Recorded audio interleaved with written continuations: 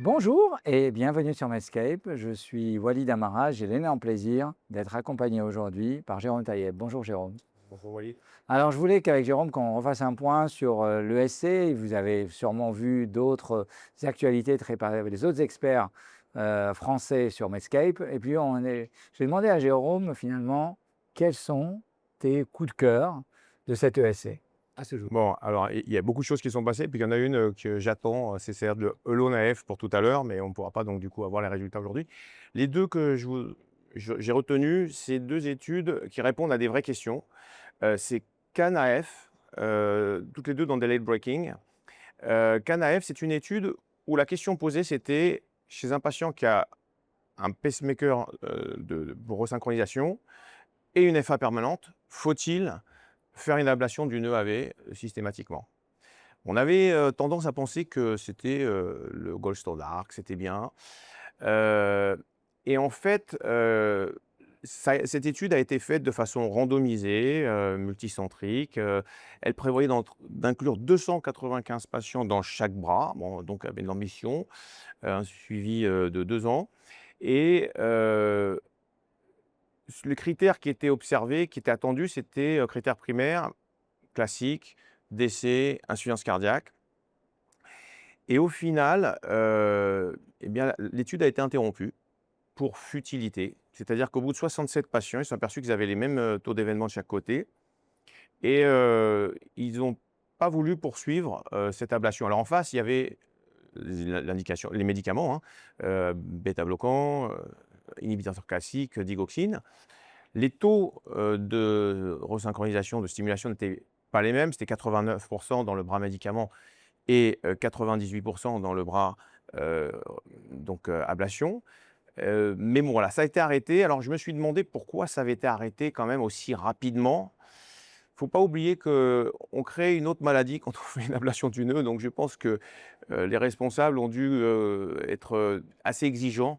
Et quand ils ont vu qu'il n'y avait aucune différence, eh bien voilà, ils ont répondu que non, il ne faut pas faire d'ablation du nœud auriculo-ventriculaire systématiquement chez un patient en FA permanente avec un appareil de resynchronisation. Au moins commencer par les médicaments et c'est probablement en cas d'échec. Alors on a l'impression finalement, moi mon message pratique c'est que finalement quand on a 90% de resynchronisation, c'est bien quoi. C'est ça, Faut pas viser je crois. obligatoirement Je crois, c'est 95-98. ça, voilà. Voilà. Bon, qui peut toujours higher is better, bien sûr, mais voilà, je pense que c'est ça, effectivement, le fin mot de l'histoire. Donc, l'ablation du nœud, ne pas en abuser. Oui, ouais, je pense que dans ma pratique, je la fais pas systématiquement, je la réserve vraiment au cas où ça reste rapide. Et des fois même en attendant, ils se ralentissent finalement. C'est en s'améliorant sur le plan de l'insuffisance cardiaque, hein, tout simplement, voilà, c'est vrai. Alors ton deuxième coup de cœur, c'est quoi? Alors, le deuxième coup de cœur, c'est PhysioSync HF. Tu es dans la même session de leg breaking. C'est un Brésilien, Zimmerman, qui est arrivé avec une étude qui compare la resynchronisation, dont il rappelle que c'est le gold standard de l'insuffisance cardiaque. On connaît les indications de classe 1, NYHA2, 3, fraction d'éjection moins de 35%, QRS supérieur à 130 millisecondes. Donc voilà, il est parti sur ça avec réfractaire au traitement médical bien conduit. Et il a dit, on va comparer ça à la stimulation physiologique. Alors dans la stimulation physiologique, en réalité, il a fait la stimulation de branche gauche. Et il a voulu comparer en disant, c'est vrai que ça a déjà été fait ces études, mais alors moi je ferais remarquer que c'était beaucoup en Asie, beaucoup, mais il a appuyé sur le fait que ces études étaient avec des effectifs peu nombreux, avec des suivis pas très longs, un certain nombre de crossovers, pas de comité d'adjudication. Donc lui, il a dit, nous, on va essayer de faire ça au Brésil, vraiment avec nos patients, notre façon de faire, c'est en intention de traiter, et on va voir ce que ça donne. Et il s'est donné les moyens, il inclut donc 85 patients à peu près dans chaque groupe. Il a zéro screening, zéro sortie dans les screenings, hein, tous les patients ont accepté de signer, donc voilà, il a zéro perdu de vue, donc déjà ça c'est propre, et il a un comité d'éducation. il a dit: «On va regarder, bon, les critères habituels, la mortalité, l'insuffisance cardiaque». Il a séparé insuffisance cardiaque, hospitalisation de consultation, pour insuffisance cardiaque en consultation d'urgence et puis il a mis aussi la fraction d'éjection. Est-ce que, comment était le remodeling? Est-ce que ça baissait, ça augmentait? Et quand il donne ses résultats, alors il a une population de cardiomyopathie dilatée 2/3, hein, donc il y a que 15 de cardiopathie ischémique. Donc voilà, c'est une population qui est celle-ci, correspond à la population brésilienne. Quand il donne les résultats, et bien c'est meilleur dans le bras resynchronisation. C'est pas habituel. Toutes les études qu'on pouvait sortir, elles étaient petites, elles étaient critiquables, mais toutes elles disaient le contraire. Donc, voilà, on lui a dit, on a noté qu'il n'a pas réussi à implanter en branche gauche vraiment tout le monde, hein, puisqu'il a 62 qui ont une simulation avec une capture de branche gauche de qualité. Il a 2 qu'il a mis bon, sur le IS à la place, et il a 18 qui sont septales profonds.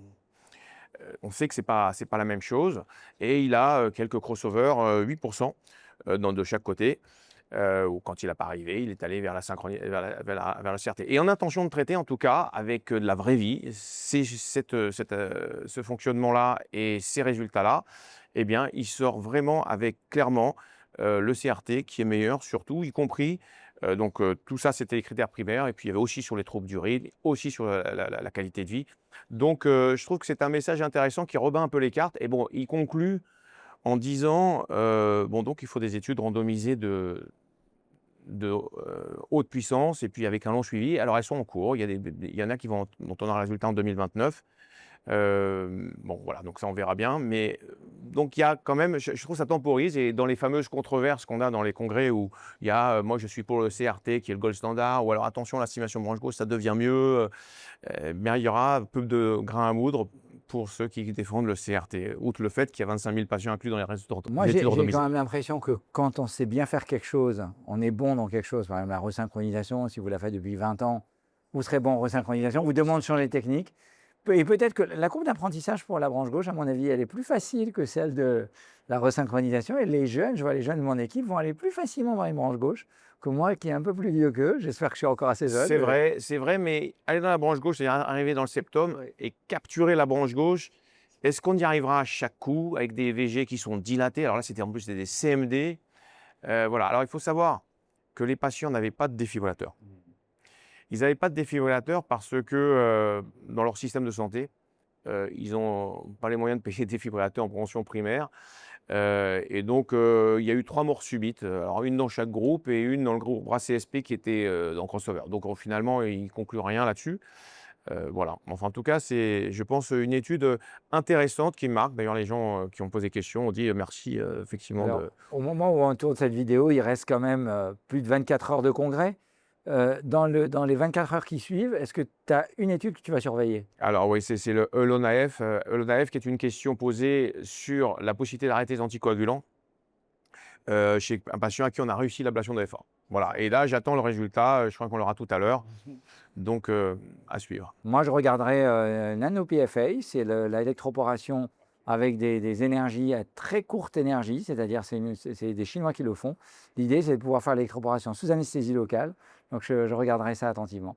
Ben, merci beaucoup, Jérôme. Merci à tous de nous avoir suivis et à très bientôt sur Medscape.